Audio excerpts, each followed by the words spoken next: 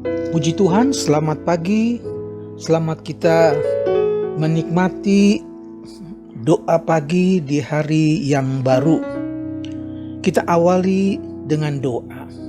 Bapa di sorga, kami datang kepadamu mengucap syukur.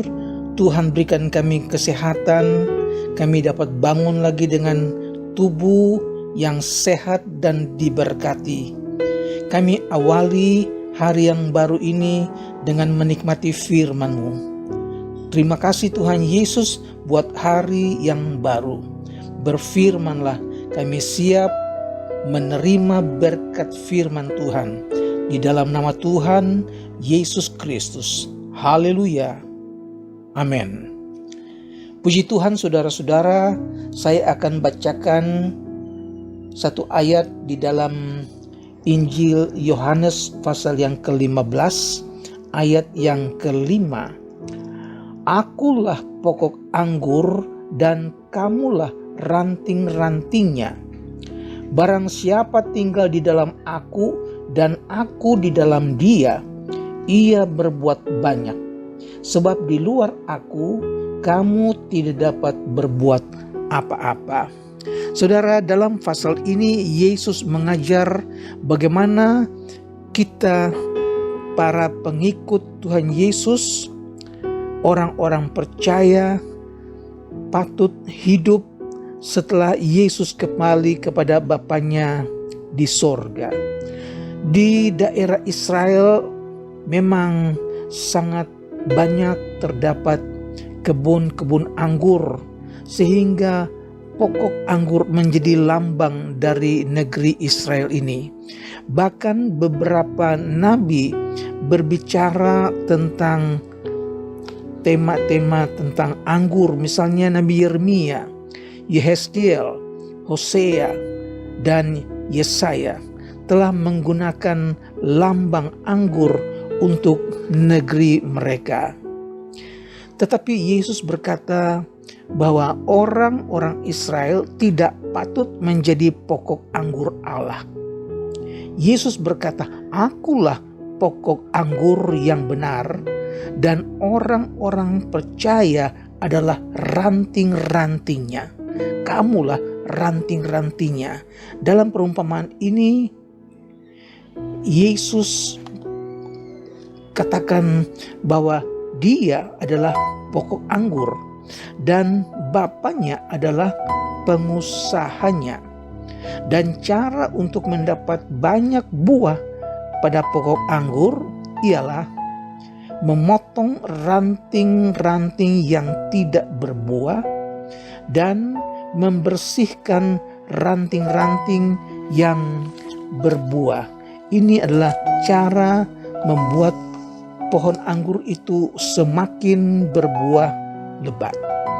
Dan untuk menghasilkan buah anggur yang banyak adalah tetap tinggal di dalam Yesus. Memang Yesus menggunakan satu contoh kita ini sebagai pohon anggur, pokok anggur. Dan Yesus adalah pokok, kita adalah carang-carangnya. Saudara, Yesus ingin agar kita dapat menghasilkan buah, yaitu perbuatan kebenaran, kebaikan, dan keadilan. Seperti yang dicatat dalam Efesus pasal 5 ayat yang ke-9. Saudara, di luar Yesus kita tidak dapat berbuat apa-apa. Bagaikan ranting kering yang tinggal dikerat dan dibuang ke dalam api. Petrus yang pada mulanya merasa hebat, merasa dia lebih daripada teman-temannya yang lain. Tetapi dalam Yohanes pasal 13 ayat 37, kata Petrus kepada Yesus, Tuhan, mengapa aku tidak dapat mengikuti Engkau sekarang? Aku akan memberikan nyawaku bagimu. Ayat 38, jawab Yesus, nyawamu akan kau berikan bagiku? Sesungguhnya aku berkata kepadamu, sebelum ayam berkokok, engkau telah menyangkal aku 3 kali. Saudara, Yesus tahu kelemahan murid-muridnya. Yesus sangat tahu kelemahan orang-orang yang akan mengikut Yesus. Saudara, dalam Matius pasal 26, Yesus tahu keterbatasan murid-muridnya. Waktu Yesus ditangkap, Matius 26 ayat 55 katakan, pada saat itu Yesus berkata kepada orang banyak, sangkamu aku ini penyamun, maka kamu datang lengkap dengan pedang dan pentung untuk menangkap aku. Padahal tiap-tiap hari aku mengajar di bait Allah, dan kamu tidak menangkap aku. Akan tetapi semua ini terjadi supaya genap yang ada tertulis dalam kitab nabi-nabi. Lalu semua murid itu meninggalkan dia dan melarikan diri. Saudara, yang Yesus takutkan itu memang terjadi karena memang manusia tanpa kekuatan yang dari Tuhan. Mereka merupakan manusia-manusia yang rapuh, murid-murid yang rapuh, orang-orang percaya yang rapuh, yang tidak mempunyai kekuatan apa-apa. Dan saudara, untuk itu Yesus katakan, di luar aku kamu tidak dapat berbuat apa-apa. Dan untuk itu kita harus tinggal di dalam Yesus, sang pokok anggur. Saudara, dalam Yohanes pasal 14 ayat 16, Yesus katakan, aku akan minta kepada Bapa, dan ia akan memberikan kepadamu seorang penolong yang lain, supaya ia menyertai kamu selama-lamanya. Puji Tuhan, saudara-saudara, Yesus tidak biarkan murid-muridnya dalam keadaan lemah. Murid-murid Yesus yang ketakutan melarikan diri, dan Yesus tahu itu akan terjadi. Oleh sebab itu, Yesus minta kepada Bapa, berikan penolong yang lain, yaitu Roh Kudus. Roh Kudus yang akan menggantikan Yesus ketika Yesus naik ke sorga. Dia yang akan membersihkan hati kita, perbuatan kita, supaya kita dapat berbuat banyak. Banyak manusia mempunyai rencana, tapi karena tidak kuat, tidak mampu, ia tetap menjadi manusia yang lemah. Tetapi ketika Roh Kudus turun, Roh Kudus ada bersama-sama dengan murid-muridnya, maka Roh Kudus yang paling tahu bagian-bagian mana yang harus dibersihkan, bagian-bagian mana yang harus dipotong. Kelemahan-kelemahan kita, kepahitan kita, kebencian kita, kemalasan kita, iri hati kita, hati yang dosa, itu semua Roh Kudus singkirkan. Dia potong, dia bersihkan supaya kita dapat berbuah. Puji Tuhan, setiap dosa itu bagaikan benalu yang membuat kita tidak dapat mengeluarkan buah-buah kebenaran. Untuk itu Roh Kudus yang paling mengerti, dia mengerat, dia potong, dia buang, dia singkirkan. Nah, untuk itu kita harus tetap tinggal di dalam Yesus. Yesus katakan, di luar aku kamu tidak dapat berbuat apa-apa.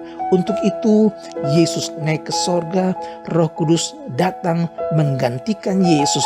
Dia ini yang akan menyertai kita sampai selama-lamanya. Untuk itu kita harus tetap tinggal di dalam Yesus seperti yang Yesus pesankan. Jangan lepas dari Yesus. Tetap pegang Yesus. Tetap ada di dalam Yesus supaya kita dapat berbuah. Puji Tuhan, nama Tuhan dipermuliakan. Saudara-saudaraku, hidup kita bergantung hanya kepada Tuhan saja. Oleh sebab itu, sebelum kita berbuat sesuatu, sebelum kita melangkah, minta Tuhan pimpin langkah hidup kita. Tuhan tolong berikan kemampuan, berikan kuasa, berikan kita kekuatan yang baru supaya setiap hari, setiap saat kita melangkah dengan pertolongan, dengan kekuatan yang dari Tuhan. Puji Tuhan, Tuhan memberkati saudara, dan biar hari ini menjadi hari yang diberkati buat kita sekalian, melangkah dengan iman kepada Yesus. Setiap hari berpegang, bergantung hanya kepada Yesus saja, supaya dengan kekuatan yang dari Tuhan, dengan kuasa yang dari Tuhan, kita dapat melakukan perbuatan-perbuatan yang baik. Kita dapat mengeluarkan buah-buah kebenaran untuk hormat, untuk kemuliaan nama Tuhan. Puji Tuhan, Tuhan Yesus memberkati saudara di hari yang baru. Mari kita berdoa. Bapa yang ada di dalam surga, mengucap syukur buat firman yang sudah kami dengar. Ajar kami bergantung hanya kepadamu Tuhan. Di luar Engkau, kami tidak ada apa-apanya. Kami tidak dapat berbuat apa-apa dengan kekuatan kami.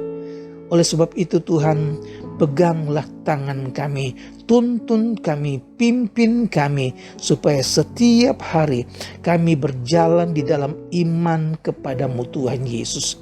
Kami dapat rasakan pertolongan, campur tangan, kekuatan yang dari Tuhan, membuat hidup kami seperti pokok anggur yang mengeluarkan buah-buah kebenaran. Tuhan Yesus yang dipuji, Tuhan Yesus yang dibesarkan. Hamba berdoa Tuhan buat umat-Mu yang saat ini sedang berada dalam kelemahan tubuh, yang sedang sakit di rumah ataupun di rumah sakit. Tuhan Yesus, Engkau jamah dengan kuasa-Mu. Nyatakan kemurahan-Mu Tuhan Yesus, supaya mereka disembuhkan di dalam nama Yesus. Terima kasih, ajar kami berserah ke dalam tangan Tuhan, berlindung di dalam tangan Tuhan yang kuat. Hamba-Mu berdoa buat mereka yang sedang mencari pekerjaan, mereka yang belum mendapat pekerjaan, Tuhan buka jalan. Apa yang mereka rindukan, Tuhan berkati, nama Tuhan dipuji dan dibesarkan. Terima kasih Tuhan buat keluarga-keluarga Kristen yang sedang menghadapi masalah, anak-anak sekolah Tuhan. Engkau tolong buka jalan Tuhan Yesus, tambahkan kemurahan Tuhan, biar kasih dalam rumah tangga semakin terasa. Terpujilah nama-Mu Tuhan. Kami akhiri ibadah doa pagi dengan mengucap syukur dalam nama Tuhan Yesus Kristus. Haleluya. Amin. Tuhan Yesus memberkati. Selamat beraktivitas.